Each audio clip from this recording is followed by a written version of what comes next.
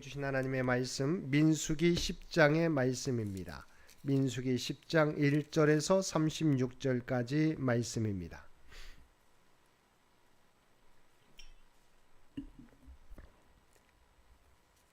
민수기 10장 1절에서 36절까지 말씀입니다.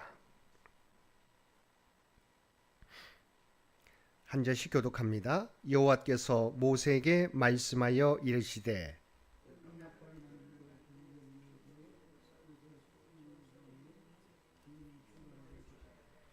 나팔 두 개를 불 때에는 온 회중이 회막문 앞에 모여서 내게로 나올 것이요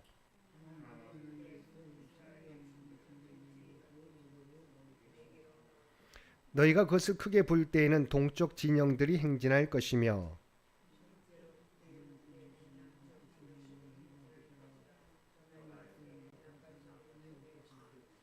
또 회중을 모을 때에도 나팔을 불 것이나 소리를 크게 내지 말며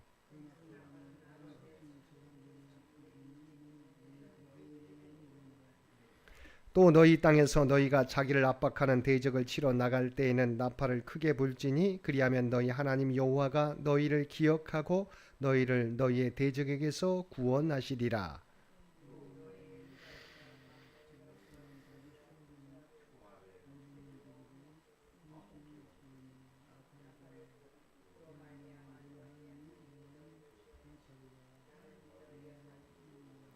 둘째 달 20날에 구름이 증거의 성막에서 떠오르매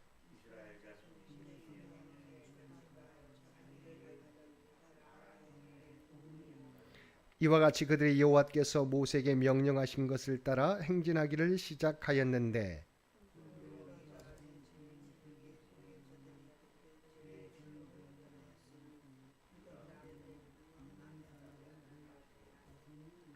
이사갈 자손 지사의 군대는 수알의 아들 느다넬이 이끌었고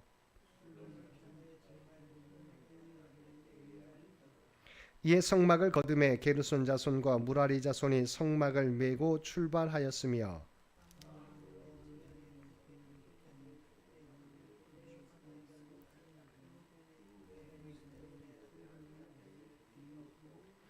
시몬 자손 지파의 군대는 수리사떼의 아들 슬루미엘이 이끌었고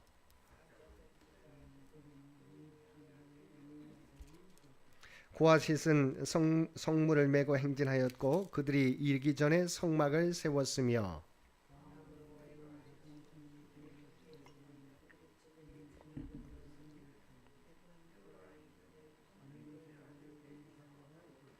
므낫세 자손 지파의 군대는 부다술의 아들 가말리엘이 이끌었고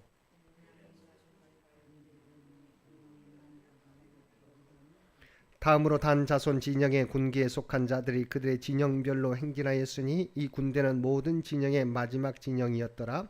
단 군대는 암미사떼의 아들 아이에셀이 이끌었고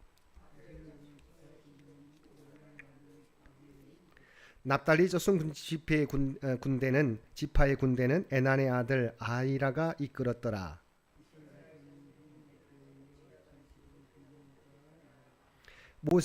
모세가 모세의 장인 미디안 사람 루엘의 아들 호밥에게 이르되 여호와께서 주마하신 곳으로 우리가 행진하나니 우리와 동행하자. 그리하면 선대하리라. 여호와께서 이스라엘에게 복을 내리리라 하셨느니라.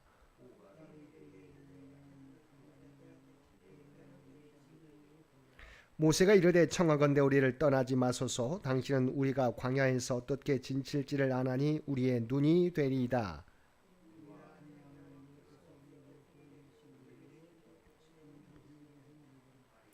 그들이 여호와의 산에서 떠나 3일길을 갈 때 여호와의 언약궤가 그 3일길에 앞서가며 그들의 쉴 곳을 찾았고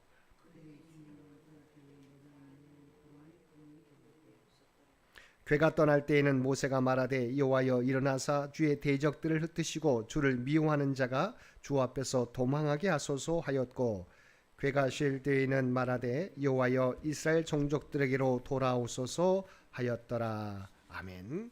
오늘도 말씀과 기도로 금요일 하루를 시작하는 모든 성도들 가운데 하나님의 놀라운 은혜가 언제나 함께하여 주시기를 주님의 이름으로 간절히 축원드립니다. 오늘 살펴볼 말씀은 민수기 10장의 말씀입니다. 1절에서 10절까지 말씀은 광야 행군에 앞서서 이스라엘 백성을 지휘 통솔하는 데 필요한 은나팔 제작 명령과 그 신호 규정을 주고 있습니다. 출애굽 직후부터 약 1년여 동안 시내 광야에 머물렀던 이스라엘 백성들은 드디어 가나안을 향해 출발하기에 이르렀습니다. 물론 하나님께서는 그들을 불기둥과 구름기둥으로 인도하실 것이었습니다. 하지만 그럼에도 불구하고 200만 명에 달하는 많은 무리를 모세와 아론이 적절히 통솔하고 지휘하기란 무리가 아닐 수 없었습니다. 이에 하나님께서는 모세에게 은나팔 둘을 만들게 하시고 또한 신호 규정을 주심으로써 그 나팔 소리를 듣고 백성들이 따르게 하신 것입니다. 그러한 의미에서 나팔 소리는 하나님의 음성과도 같았습니다. 이는 결국 하나님께서는 자기 백성들을 구체적인 방법과 말씀으로 인도하심을 보여줍니다. 2절을 보면 하나님께서는 모세에게 은나팔 둘을 만들어서 그것으로 회중을 소집하며 진영을 출발하게 하라고 말씀하셨습니다. 이로써 은나팔은 이스라엘 백성들에게 하나님의 뜻을 전달하는 또 하나의 수단이 되었으며 그로 인해 그 나팔 소리는 이스라엘 백성들의 삶을 결정하는 하나의 지침이 되었습니다.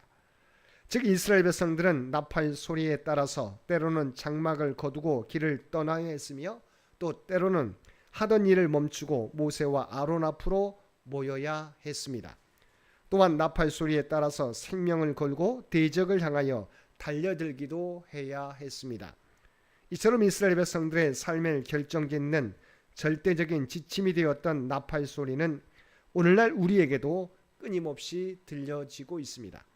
그 나팔 소리는 바로 매주일 선포되어지는 하나님의 말씀입니다. 9절을 보면 하나님께서는 모세에게 이스라엘 백성들이 대적을 치기 위하여 출전하면서 나팔을 크게 불면 그들을 기억하시고 그들을 그들의 대적에게서 구원하시겠다고 말씀하셨습니다. 하나님께서 이처럼 나팔 소리를 들으시고 그들을 기억하신다는 것은 평소에는 그들을 기억하지 않으시다가 오직 나팔 소리가 들려야만 그들을 기억하시겠다는 말씀이 아닙니다. 이 말씀은 하나님께서 그들과 항상 함께 하시며 그들을 지켜보고 계실지라도 그들이 나팔을 불어 하나님의 도우심을 구하고 전적으로 하나님을 의뢰할 때 그들을 도와주시겠다는 말씀입니다. 그런 의미에서 나팔을 부는 것은 일종의 하나님께 대한 신앙 고백이요 간절한 기도입니다. 11절에서 28절까지 말씀은 이스라엘 백성들이 거의 1년 동안 머물렀던 시내 광야를 마침내 출발하여 바란 광야에 도착한 사실을 보여주고 있습니다. 이스라엘 백성들이 출애굽하여 시내산을 출발한 것은 출애굽 제2년 2월 20일로 시내산에 도착한 지 약 11개월이 지난 때였습니다. 특별히 이날을 출발일로 잡은 것은 아마도 정규 유월절 불참자를 위한 한 달 후의 유월절 규정 때문인 듯합니다.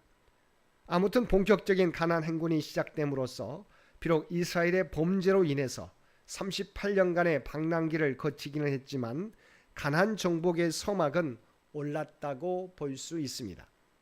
한편 구름이 증거막 위에 떠오르면서 시작된 이들의 이동은 참으로 질서정연하였습니다.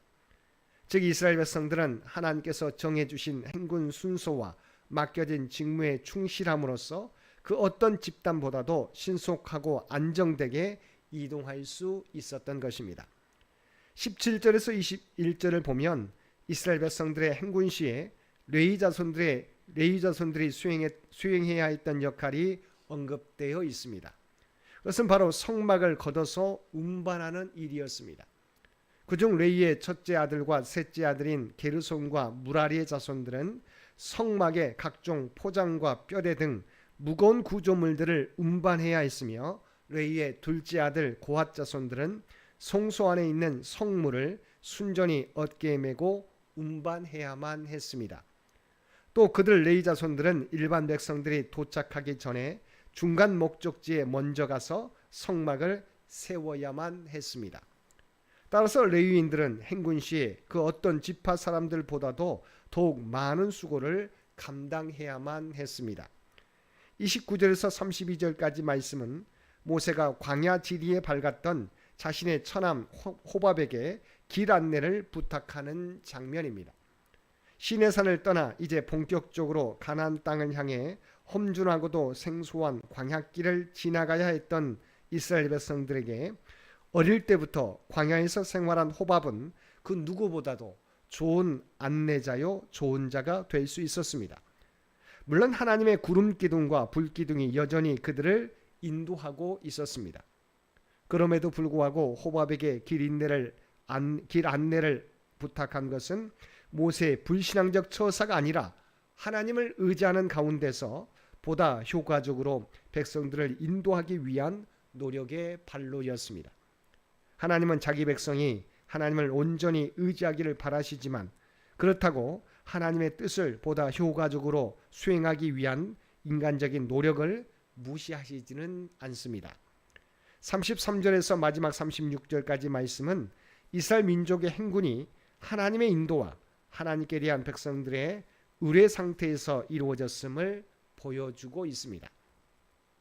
즉 본문은 하나님의 언약궤가 백성들을 앞서 행하며 쉴 곳을 찾은 사실과 낮의 구름이 백성들 위를 덮은 사실, 그리고 궤가 떠날 때와 쉴 때 모세의 기도를 소개함으로써 이스라엘 백성들의 행군이 탁월한 지도력을 가지고 있었던 모세, 그리고 언병가인 아론, 광야의 지형과 생활에 능한 호밥과 같은 지도자들의 능력이 아니라 오직 하나님의 인도와 보호에 의해 이루어졌음을 강조하고 있는 것입니다. 진실로 이스라엘 백성들의 나아갈 길을 정하시고 그들을 안전하게 보호하셨던 진정한 지도자는 여호와셨습니다. 이와 같은 사실은 오늘날 우리들에게 이 광야 같은 험난한 세상에서 우리들이 의지할 수 있는 유일한 인도자와 보호자는 오직 하나님뿐이라는 사실을 다시 한번 우리에게 일깨워 주고 있습니다. 사랑하는 성도 여러분, 이스라엘 백성들은 사막의 뜨거운 태양 아래서 험준한 광야길을 걸으면서도 편안하고 안전할 수 있었습니다. 그것은 그들의 인도자 되시는 하나님께서 그들의 머리 위를 구름으로 덮으시고 안전한 길로 인도해 주셨기 때문입니다. 그러므로 우리들도 오직 하나님만을 의지함으로 이러한 하나님의 인도를 받으며 살아가는 자들이 되어서 하나님이 베푸시는 안전하고 평안한 삶을 살아가시는, 또한 사명 감당의 삶을 살아가시는 저와 여러분 모두가 되시기를 주님의 이름으로 간절히 축원드립니다. 함께 기도드리겠습니다. 사랑하는 가 충만하신 아버지 하나님, 우리를 인도하시는 분은 오직 하나님이신 줄 믿습니다. 어떤 상황을 만나더라도 우리를 인도하시는 하나님을 의지하며 그 말씀 따라 살아가는 저희들 되게 하여 주옵소서. 그리하여 하나님이 베푸시는 놀라운 평안과 안전을 느끼며 살아가게 하여 주옵소서. 오늘 또 이 나라와 이 민족을 기억하여 주시고 하나님의 뜻 가운데 통치하시고 인도하여 주시기를 원합니다. 주님의 은혜 가운데 100년 동안 지켜주신 창현재단 다음 선교 100년을 향하여 나아가게 될 때 하나님께서 친히 동행하여 주시고 우리의 앞길을 주장하여 주시옵소서. 하나님께서 말씀으로 우리를 인도하시게 될 때 우리 모두가 그 말씀에 순종함으로 이스라엘 백성들이 약속의 땅을 밟게 되었던 것처럼 창현재단이 오직 하나님의 뜻과 영광만을 이 땅에서 이루며 살아갈 수 있도록 귀한 은총 허락하여 주시옵소서. 육신의 연약함 가운데 있는 죄 백성들을 기억하여 주시기를 원합니다. 늘 하나님을 의지하며 살아가게 될 때 하나님의 놀라운 치유와 회복의 역사를 허락하여 주시옵소서. 또한 경제적으로 어려움 당하는 죄 백성들 가운데서도 하나님께서 친히 함께하여 주시어서 그들에게 필요한 모든 것을 아버지 하나님 일용할 양식을 날마다 그들에게 베풀어 주옵소서. 아버지 하나님, 하나님을 의지하는 죄 백성들에게 어떠한 어려움도 없도록 그래서 눈동자와 같이 지키시고 보호하여 주옵소서. 사랑하는 자녀 손들을 지켜주시기 원합니다. 그들의 믿음이 흔들리지 않게 도와주시옵시고 아버지 하나님, 정말 하나님이 주신 꿈과 비전을 준비해 가게 될 때에 하나님의 지혜와 능력으로 임하게 하여 주시어서 하나하나 성취되어가는 놀라운 역사 허락하여 주시옵소서. 오늘도 우리에게 복된 하루를 허락해 주신 것 진심으로 감사드립니다. 날마다 주님과 동행하며 살아가는 우리 모두가 되게 하여 주옵소서. 세상 속에 살아가지만 우리가 하나님의 구원받은 백성, 구별된 백성이라고 하는 정체성, 세상의 소금과 빛의 사명을 감당하는 아버지 하나님, 주의 몸된 성전이라는 정체성을 가지고 이 땅에서 살아가게 하여 주옵소서. 그리하여 오늘도 우리가 발을 딛고 살아가는 삶의 현장 가운데 그리스도의 아름다운 향기와 선한 영향력을 나타내며 살아가는 우리 모두가 되게 하여 주옵소서. 이 모든 간구 우리를 구원하여 주신 예수님의 이름으로 간절히 기도드리옵나이다. 아멘.